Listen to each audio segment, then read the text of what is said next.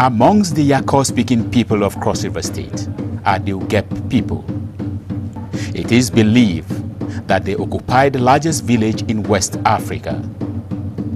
Originally known as Umor Otutu, the name Ugep came during its early contact with Western civilization around the 16th and early 19th century. Ugep people generally speak the Lokaa language, common amongst all the central parts of present-day Cross River State.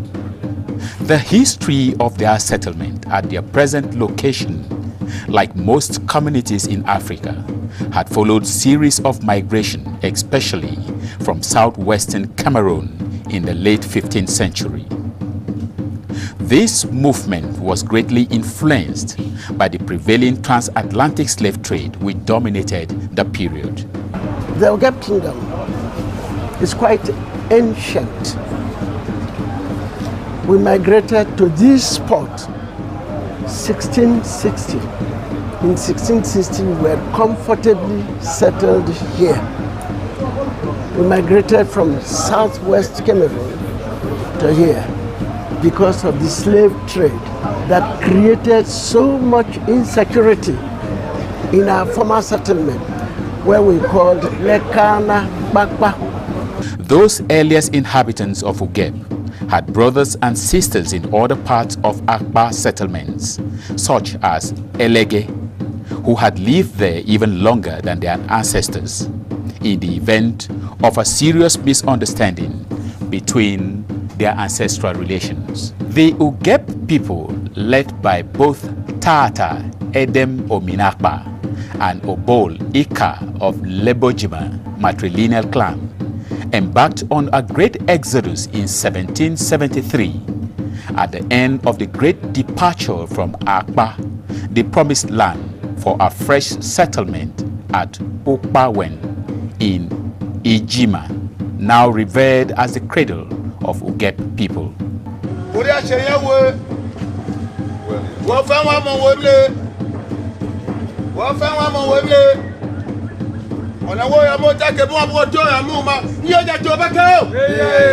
Like most pre-colonial civilizations that existed in Africa, the Ugep people had a well-developed culture with several institutions that have endured their rich history to present day. One of such is their traditional administrative process and kingship headed by the obol lopon of Ugep, regarded as the chief custodian of their heritage and rich culture.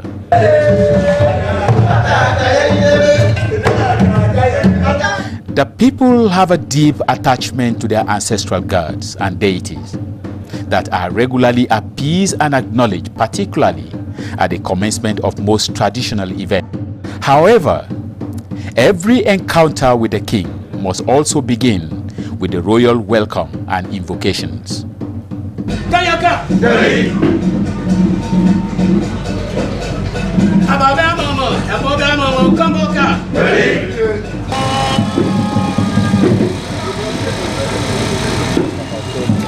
For a quick and easy identification between the obol lopon and the bina, the tradition of the Ugep people provided that only the obol lopon is qualified to wear a traditional cap which was decorated with likpemlem round the cap, while the rest of the bina were qualified to wear caps decorated with single linings on top. As a king in this community, you are the #1 citizen. What I'm wearing here is the tiger nails. So the moment you sit down on this throne, you are regarded as a tiger of this community, the lion of the community. So these are lion nails. This cap you see is over 200 years old. Even this one, over 6 kings, past kings have worn it before me. And I will, by God's grace, I will use it and hand it over to, when God called me, another person will wear them. They are old things. They are not made by me. We inherit them as we take over the throne. The precious royal bangle on the hand can be worn during big and important traditional festivals like the Ugep International New Yam Festival, known as leboku.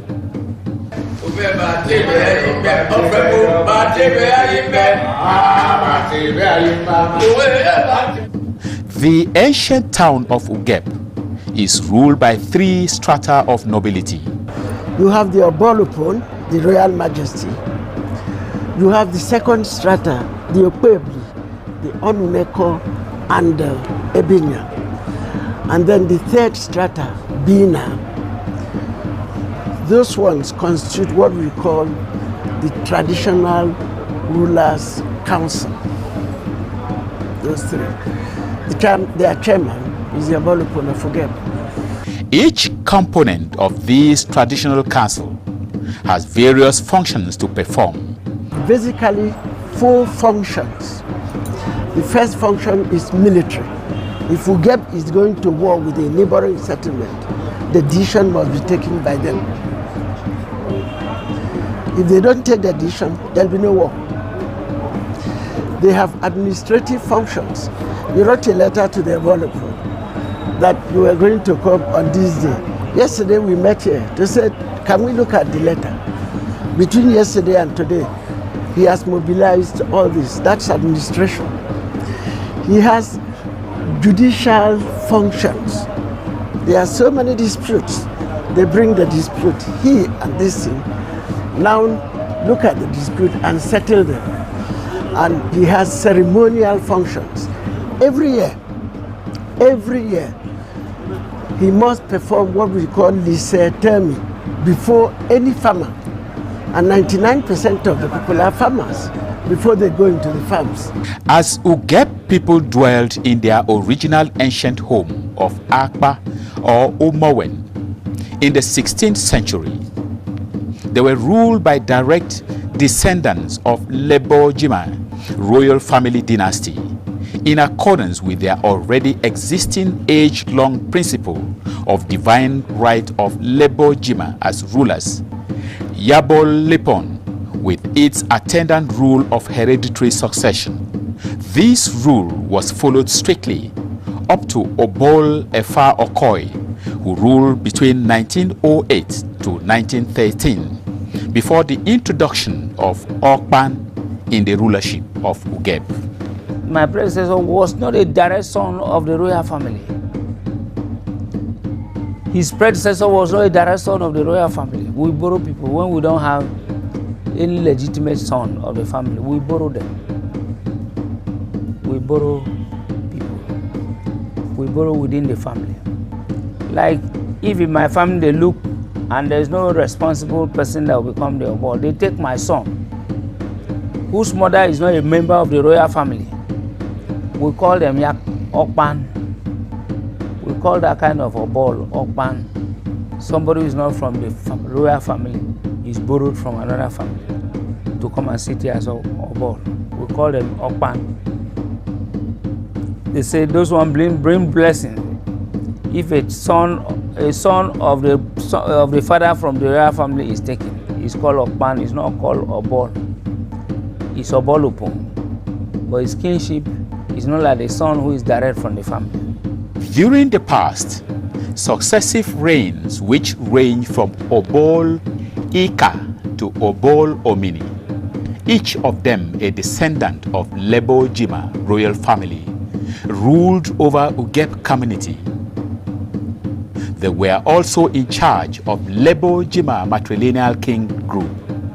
They lived in Ijiman and occupied the ancient obol lopon palace at Lebokom near Ukbawen.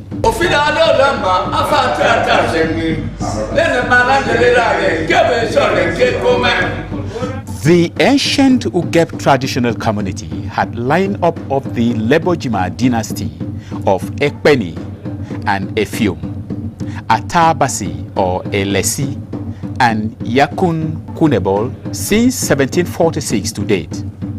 Obol Lopon, who had ruled Ugep, and since then as successive obol Lopon selected.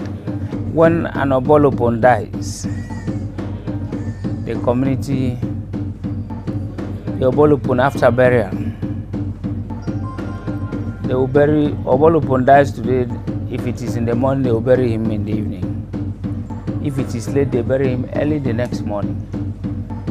Obolopon is buried like a Muslim. You are buried with nothing, no clothes. They just use leaves and mats, local mats, to bury the Obolopon. That shows that you came with nothing, no matter the amount of wealth you have. You go with nothing, just like the Muslim do burial. That's how obol is buried. So as soon as obol is buried, the search for a new obol starts. They will check. We have the royal family in Ugep. Like I told you, our kinship is matrilineal. That is, we follow our mothers. If your mother is from the royal family, then you have prospect of becoming the obol. First, obol Ika Obolopon of Ugep from 1746 to 1788. Obol Ayo from 1788 to 1800. Obol Eja 1800 to 1821. Obia Obol, who was a woman, ruled from 1821 to 1830. Obol Uket, her son, ruled from 1831 to 1851. Obol Ebri ruled from 1851 to 1860. Obol Otu Ekpoli ruled from 1860 to 1874. Obol Usani ruled from 1874 to 1883. Obol Omini from 1883 to 1908. Obol Efa Okoye ruled from 1908 to 1913 and is distinct from Obol Kemboka. Obol Ikwi Eyong ruled from 1913 to 1939 and was an Okban. Obol Obu Ubi ruled from 1939 to 1951. Obol Mbui Ubi ruled from 1951 to 1957. Obol Enang Obeten ruled from 1957 to 1986. He was also an Okban, and Obol Ubi Ujong Ina ruled from 1986 to 2015 as the first Yakun Kunebol descendant. Presently, Ugep town has His Royal Majesty Obol Ofem Ubana Eteng as the 16th Obolopon of Ugep. Aminda no way. When we begin, I am the Conqueror. Ababa Komboka.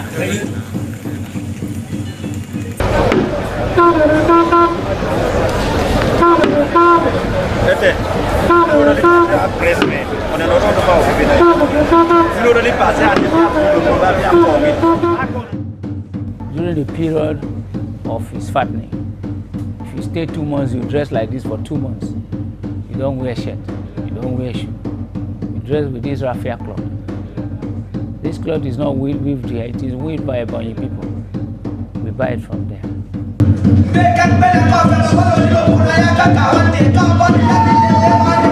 The confinement of the Obolopon is done by government of the Cross River State. Because the Obolopon in Cross River, Obolopon is the second, apart from Obon of Calabar, Obolopon is the second king in Cross River. So his confirmation is done by government. He will be issued certificates, 2 certificates. As Obolopon of Ugep, they issue him a certificate. They issue him a certificate as a clan head of Ibel Median clan. They issue him a certificate. Thereafter, the paramount law, if he becomes a paramount law, he will be issued another certificate. So that's how Obolopon is confirmed. His Majesty Obol Ofem Ubana Eteng was born on April 16, 1959, to the family of the late Ete Ubana Eteng Usakali of Unebu Ijom Ugep. He is the matrilineal royal family Lebo Jima. His mother, the late Ma Eni Ubana Eteng, was the daughter of Ma Ublenwi Itam, who was the granddaughter of the late Ma Okwo Ikpi. These are all grandmothers of the 16th obol lopon, whose genealogy is of Obol Tata Elesi family, one of the three matrilineal families, that is, Ekpani, Tata Efium Atabasi, Tata Elesi, that makes up Obol Etete, meaning original lebo-jima royal family of Ugep. I attended government primary school Ugep. I attended a Denafa secondary school Ugep. I finished secondary school in 1979. I finished primary school in 1971. He had a stint at the Dend Ruku Vocational and Commercial School, Ugep, in 1974. And he proceeded to the popular Edenafa Secondary School, Ediba, in Abi local government area of Cross River State. He started his military career into the Nigerian Army in 1982. 15 December 1982. In the Army from 1983, 1984, 85, 86. I was in the university. I went to Umor State University, where I graduated. I had a degree in public administration. Obol Ofem Ubana Eteng also obtained a diploma certificate in global terrorism in 1999. Then in the Army, I attended so many courses. I attended Nigerian Army School of Finance and Administration, Apapa. I attended Nigerian Army School of Intelligence, Apapa. I attended a school in Command and Staff College, Jaji. Those are the schools, and I have other certificates. I have a certificate in counter-terrorism. I have a certificate in conflict resolution. I have a certificate in security in the field, UN security in the field, advanced security certificate in the field by the United Nations. Those are qualifications that I have.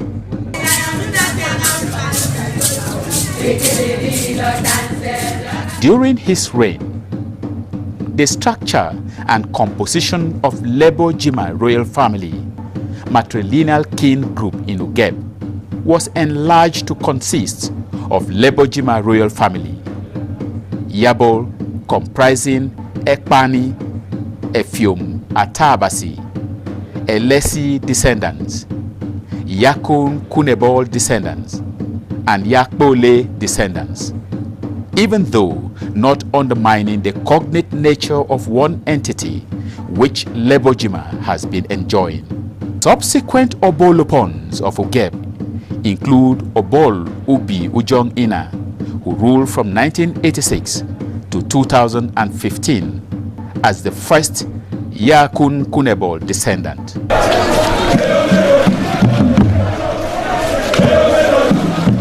The charismatic Obol Ofem Ubana Eten believes there are possibilities of developing Ugep beyond its present status through the collective efforts of its people, with genuine interest for the advancement of the area.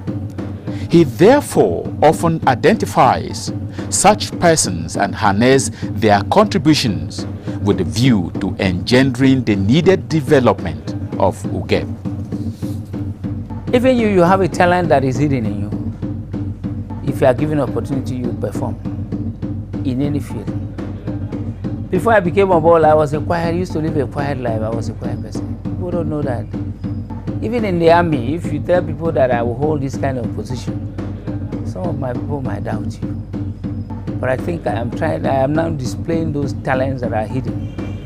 So every human being, when you are put in a position, no matter how highly that position is, God will uplift you to fit into that position. That is what I mean by that philosophy. The royal father, Obol Ofem Ubana Eteng, operates a simple policy of teamwork, respect and regard for constituted, modern and traditional authorities. His simplicity endears him to the entire people of Ugep land. That in all our performances and whatever obol lopon is doing, he will call on us. Then we have to work together with him in anything, whether for good, whether for bad. Consultation. These are people, Ugep people regard as their leaders, the leaders of the elite. He told you about your coming and invited us to come around and see what intellectual contribution we can make to the proceedings of today. There are not many rulers who do that. He wants us to come around and help him to administer. That is why Ugep people think they have a good leader. We have a general assembly known as Kipali outside, which all Ugep people, at least mature people, both sexes, even the girls or the youths, they always attend that, and we do it when there is an emergency or when we want to establish a very important information to the community. So we always call them together. In those days, it is the Ukwebi who speaks, who is the speaker. But as at now, as times are changing, we have now changed it. They have changed it now to obol. He is a disciplined, decent, and peace-loving mediator, a trait he carries to the doorsteps of his subjects. As a royal father, Obol of Ubana Eteng is friendly to everybody, easygoing, moves around freely, even without the palace guards.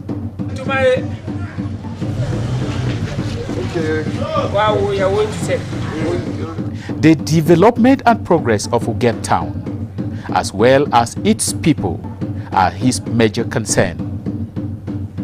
Ugep has a very rich culture and unique in nature. There is nothing that brings development to a society much more than living in peace and harmony. And indeed, Ugep town is a peaceful place and very accommodating to all visitors. Ugep, my beloved community. This is to sell Ugep to the world. Even those in America, by the day you shoot this film, those in America will know, will ask. A king without a shirt, that is a very curious thing, because anybody that sees me is curious. So my plan, my hope for Ugep is to develop more than where we are. This community is large, and you have seen it. We are educationally very high. This community has up to 20 professors. So what we are hoping tomorrow is to develop for government presence to be felt in our community. Population growth is one common thing that the traditional institution of Ugep Kingdom believes in. The population of Yakurr, or Ugep in particular, is as large as 12% of what the population of Cross River State is. And in that 12%, we have graduates coming out of these universities at the minimum of at least 150, 160 every year. Ukpawen was also another historic landmark planted by the mythical Ma Esekpa, who was a spirit dwelling under the seemingly immortal tree called Kelilika. It was to hold it in trust for Lebo Jima matrilineal clan. It is the oath ground used for oath taking in the situation of dispute and other related cases. Ugep and indeed Yakurr are living their dreams, the preservation and projection of their common integrity, as well as promoting their cultural heritage as one people under one destiny, remains their major focus. More so, the palace of Ugep Kingdom, under the leadership of Obol of Ubana Eteng, is collaborating with all stakeholders to enthrone committed and transparent traditional institution in Ugep land.